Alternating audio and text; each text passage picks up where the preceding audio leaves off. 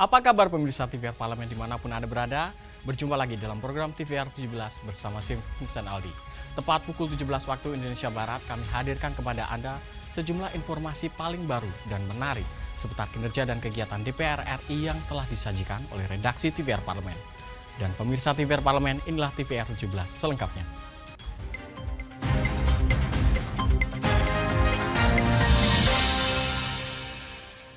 Dalam rapat paripurna DPR pagi tadi, pemirsa, Panitia Khusus Angket Haji atau Pansus Haji DPR RI melaporkan hasil investigasi terhadap penyelenggaraan haji tahun 2024 dalam laporannya. Dan Pansus menemukan sengkarut penyelenggaraan ibadah haji, mulai dari pengalokasian haji khusus yang tidak sesuai dengan undang-undang, pemberangkatan ribuan jemaah tanpa antri, hingga dugaan penyalahgunaan wewenang.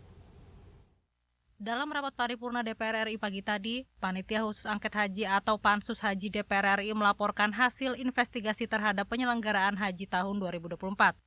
Pansus merekomendasikan sejumlah hal, mulai dari revisi Undang-Undang Haji hingga penunjukan Menteri Agama yang kompeten untuk mengelola penyelenggaraan haji yang lebih baik.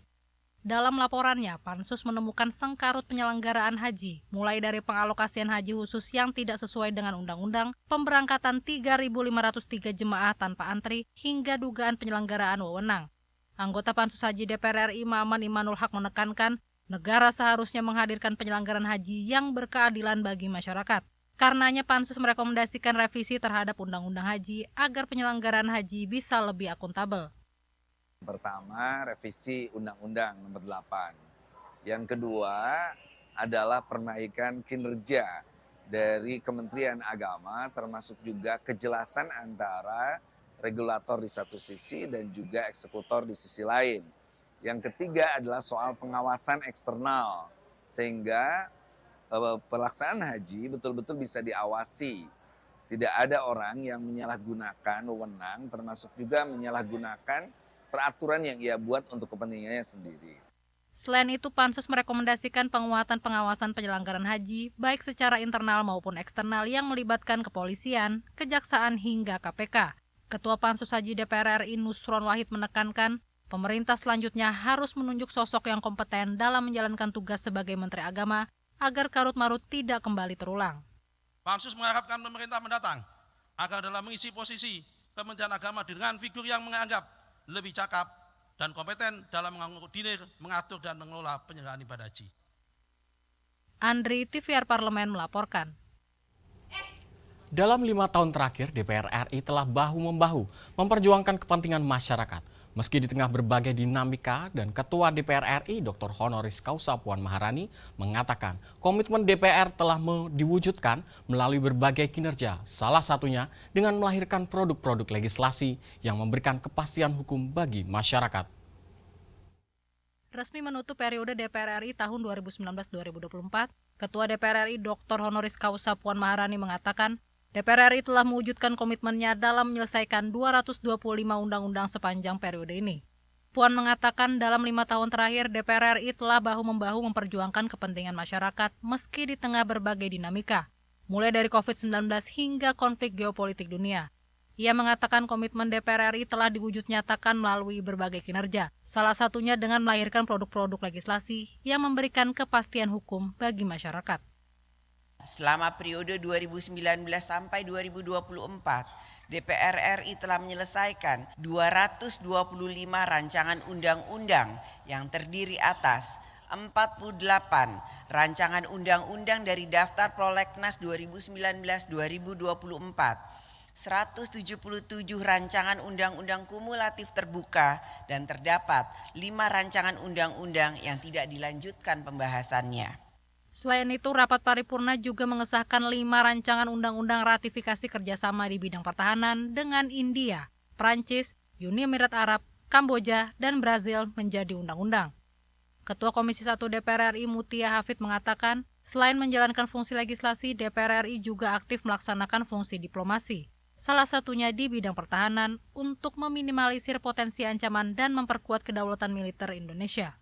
Wujud dari diplomasi pertahanan tersebut adalah terjadinya kerjasama di bidang pertahanan dengan negara-negara sahabat yaitu India, Prancis, Uni Emirat Arab, Kamboja, dan Brazil. Halim dan Gunarso, TVR Parlemen melaporkan. Bagian Organisasi dan Tata Laksana atau Ortala di Sekjen DPR RI menggelar forum konsultasi publik. Kepala Bagian Ortala Sekjen DPR RI berharap forum ini dapat menghasilkan kebijakan dan pedoman yang dapat dijadikan acuan bagi Ortala Sekjen DPR RI dalam meningkatkan layanannya bagi kelompok rentan. Bagian Organisasi dan Tata Laksana atau Ortala Sekjen DPR RI menggelar forum konsultasi publik untuk meningkatkan kualitas penyelenggaraan layanan Sekjen DPR RI bagi kelompok rentan. Kepala Bagian Ortala Sekjen DPR RI Nikmah Wahyu Purnami mengatakan, forum ini digelar untuk menyerap masukan berbagai pemangku kebijakan tentang peningkatan penyelenggaraan layanan mulai dari Ombudsman, Kemenpan RB, hingga lembaga swadaya masyarakat. Ia berharap forum ini dapat menghasilkan kebijakan dan pedoman yang dapat dijadikan acuan bagi Ortala Sekjen DPR RI dalam meningkatkan layanannya bagi kelompok rentan.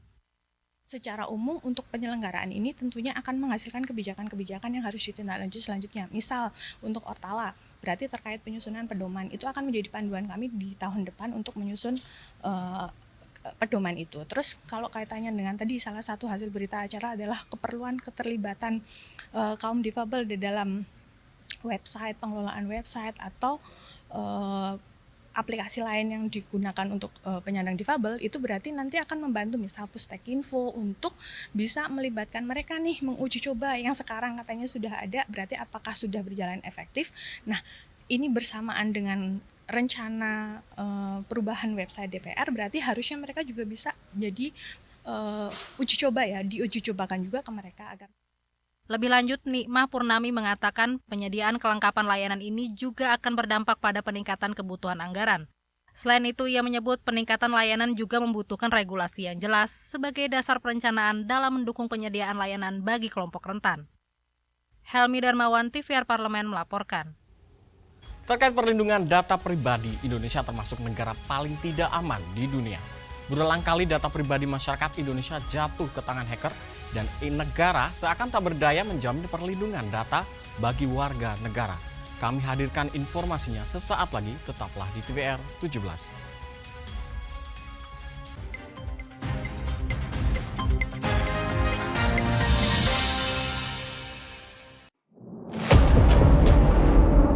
Sini ditambang. Konflik yang terjadi, Warga sini tidak mengizinkan. masalah yang tersisihkan menjadi kesenjangan sosial. Ya namanya rakyat kecil gak bisa apa-apa, mau komplain juga gak didengar. Sebab apa? Itu menyangkut isi perut kami semua. Bagaimana memutus keterbatasan untuk didengar? Jadi kalau misalnya masyarakat sudah merasa tidak lagi ada yang memperjuangkan aspirasinya, maka masyarakat memang sangat berhak untuk meminta dewan yang mewakili mereka di parlemen. Kami menyusuri batas-batas peristiwa, mengurai berbagai polemik yang terjadi, meluruhkan suara-suara marginal, menjadi nyata dalam setiap aspirasi, melaksanakan tugasnya sebagai wakil rakyat. Saksikan Aksi Dewan setiap hari Senin dan Rabu pukul 10.30 waktu Indonesia Barat, hanya di TVR Parlemen.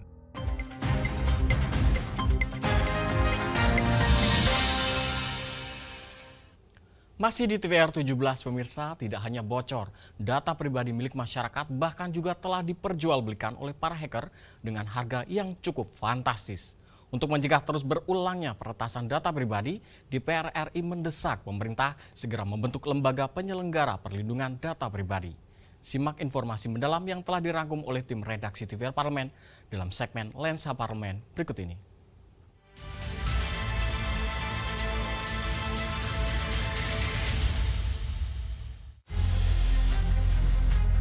Menyoal perlindungan data pribadi, Indonesia termasuk negara paling tidak aman di dunia.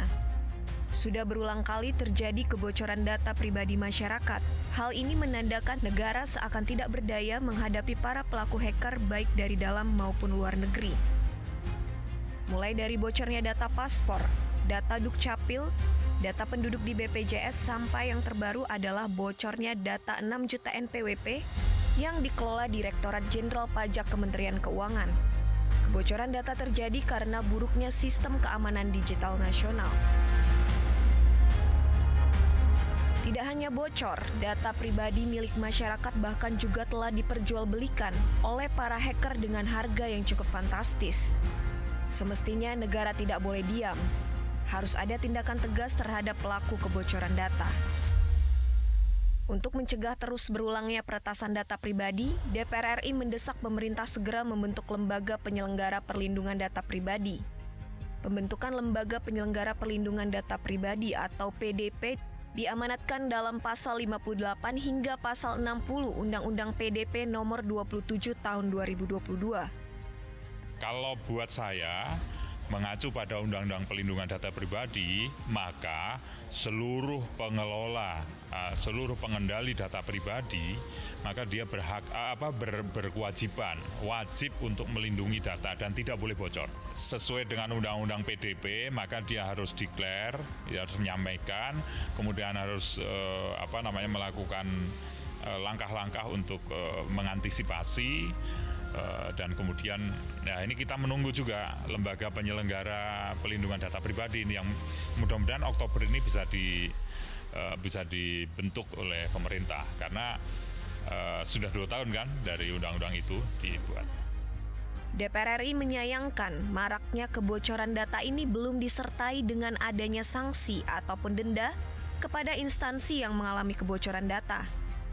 Pemerintah harus melakukan evaluasi dan investigasi secara menyeluruh terkait keamanan data nasional. Penjelasan yang lebih detail kepada masyarakat juga perlu diberikan, agar masyarakat dapat lebih waspada terhadap data milik pribadinya. Tim redaksi TVR Parlemen melaporkan.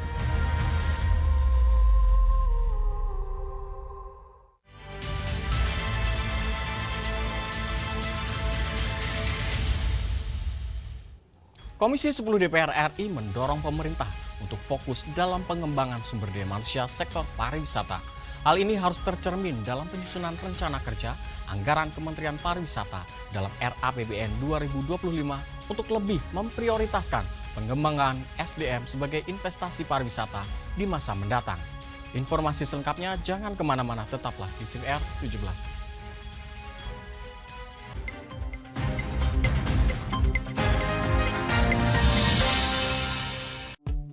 DPR RI memiliki fungsi diplomasi dalam menjalankan politik luar negeri sesuai dengan pasal 116 Undang-Undang MD3. Kontribusi aktif BKSAP DPR RI memainkan peranan penting dalam memenangkan persaingan global melalui IPU, IPA, IPPF, IPA, dan PUIK. BKSAP memiliki komitmen yang tinggi dalam krisis kemanusiaan dunia. Fungsi diplomasi dijalankan untuk mendukung upaya pemerintah dalam melaksanakan politik luar negeri.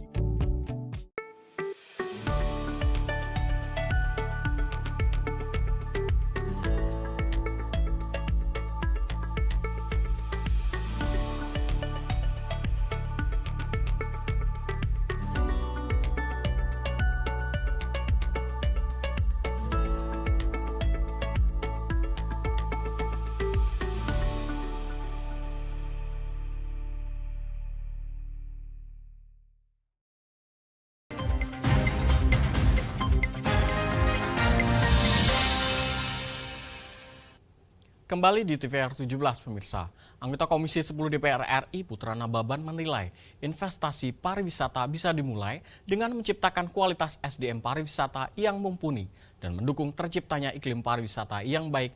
Untuk diselengkapnya, berikut laporan rekan kami Zia Ulbar dari Senayan, Jakarta. Ya, baik pemirsa, Komisi 10 DPR RI mendukung adanya peningkatan anggaran Kementerian Pariwisata dan Ekonomi Kreatif untuk penguatan sektor SDM pariwisata. Penguatan ini diyakini sebagai investasi jangka panjang yang dinilai akan mampu meningkatkan devisa negara.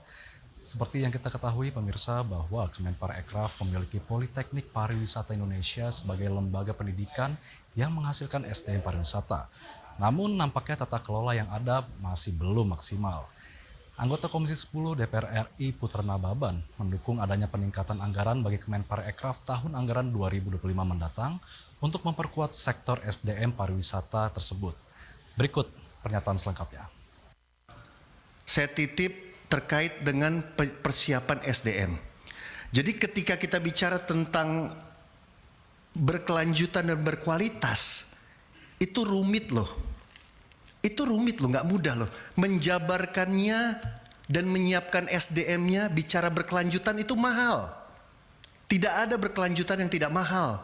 Costly, expensive. Berkualitas juga, ini bukan masif. Jadi kalau 22 miliar dolar itu mau dicari dengan cara berkualitas dan berkelanjutan, menurut saya, libatkan Poltekpar. Libatkan kurikulumnya.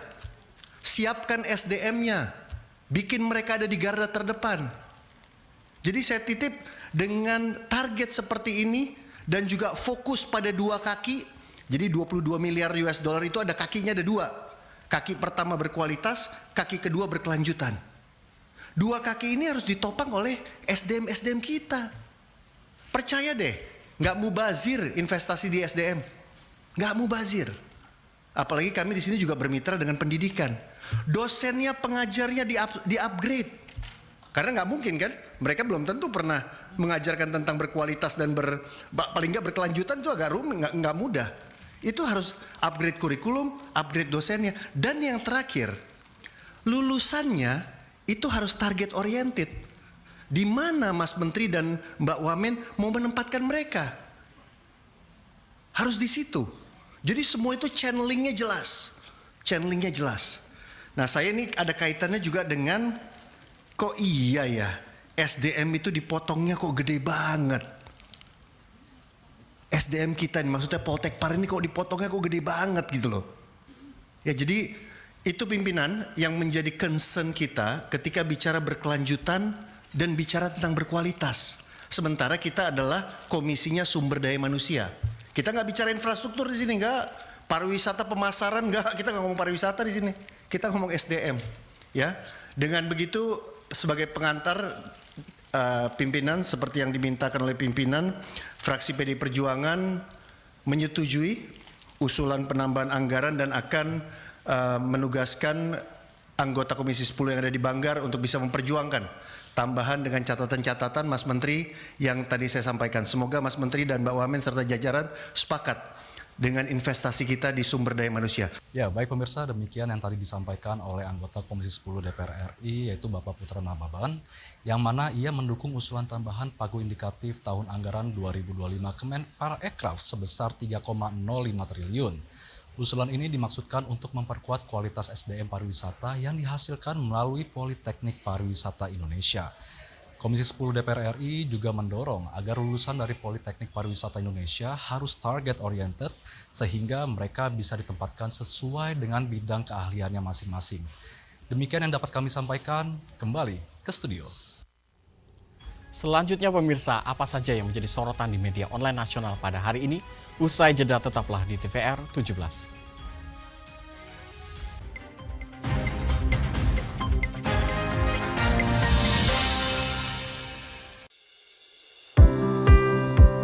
Mengenal tugas dan fungsi DPR RI.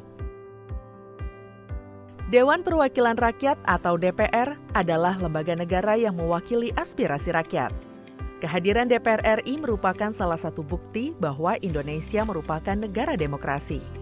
Sebagai salah satu lembaga perwakilan rakyat, apa saja tugas dan fungsi yang diemban DPR RI? Berdasarkan pasal 20A ayat 1 Undang-Undang Dasar 1945, DPR memiliki 3 fungsi, yakni fungsi legislasi, anggaran, dan pengawasan. Tugas dan wewenang DPR berbeda untuk setiap fungsinya. Yang pertama, fungsi legislasi. Menyusun program legislasi nasional atau prolegnas, menyusun dan membahas rancangan undang-undang, menerima rancangan undang-undang yang diajukan oleh DPD, membahas rancangan undang-undang yang diusulkan oleh Presiden ataupun DPD, menetapkan undang-undang bersama dengan Presiden, menyetujui atau tidak menyetujui peraturan pemerintah pengganti undang-undang yang diajukan oleh Presiden untuk ditetapkan menjadi undang-undang. Yang kedua, fungsi anggaran. Memberikan persetujuan atas rancangan undang-undang tentang APBN yang diajukan oleh Presiden. Memberikan persetujuan terhadap pemindahantanganan aset negara maupun terhadap perjanjian yang berdampak luas bagi kehidupan rakyat yang terkait dengan beban keuangan negara. menindaklanjuti hasil pemeriksaan atas pengelolaan dan tanggung jawab keuangan negara yang disampaikan oleh BPK, memperhatikan pertimbangan DPD atas rancangan undang-undang tentang APBN dan rancangan undang-undang terkait pajak, pendidikan, dan agama. Yang ketiga, fungsi pengawasan. Fungsi pengawasan, DPR bertugas melakukan pengawasan terhadap pelaksanaan Undang-Undang APBN dan kebijakan pemerintah, serta membahas dan menindaklanjuti hasil pengawasan yang disampaikan oleh DPD. Demikian penjelasan tentang tugas dan fungsi DPR menurut Undang-Undang. Informasi ini dipersembahkan oleh TV dan Radio Parlemen, Biro Pemberitaan Parlemen, dan Sekretariat Jenderal DPR RI.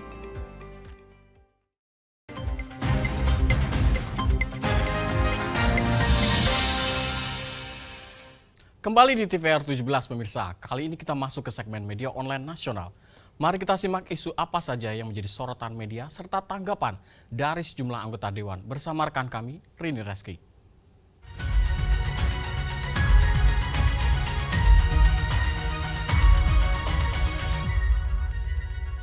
Baik, selamat sore dan terima kasih rekan Aldi. Pemirsa, kita masuk ke segmen media online. Tentunya berita pertama yang menjadi headline di media online pada hari ini yaitu mengenai Biro Pemberitaan Parlemen yang meraih Idea Award 2024 berkat inovasi lomba konten aspirasi.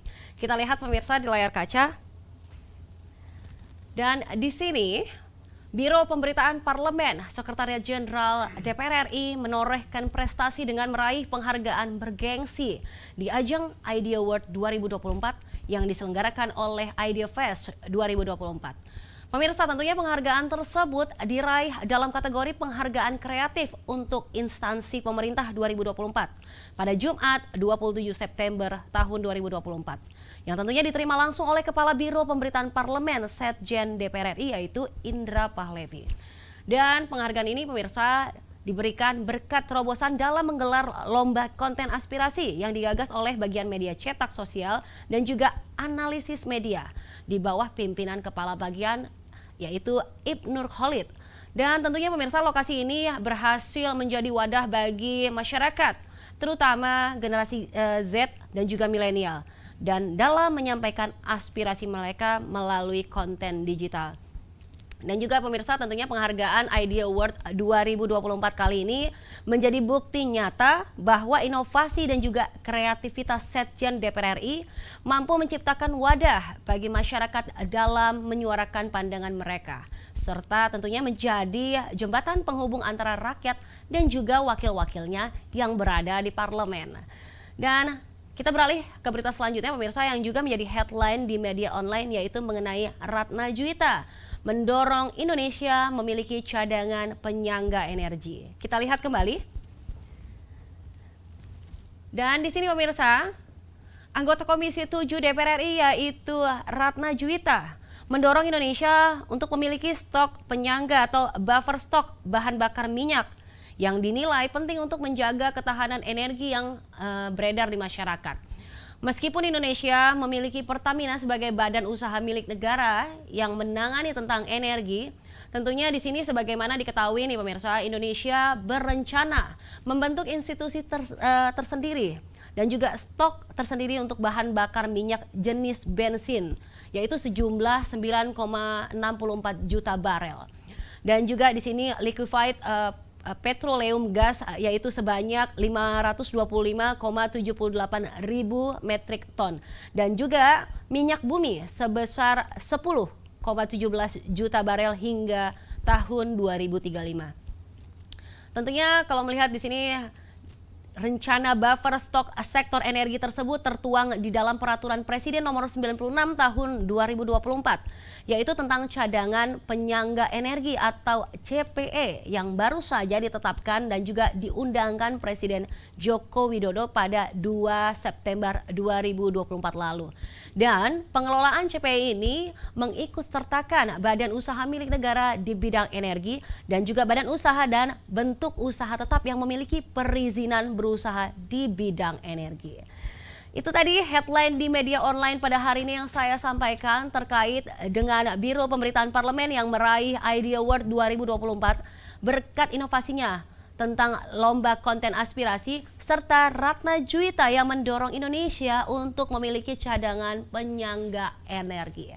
Sekian dari saya Riri Reski, kembali ke rekan Vincent Aldi.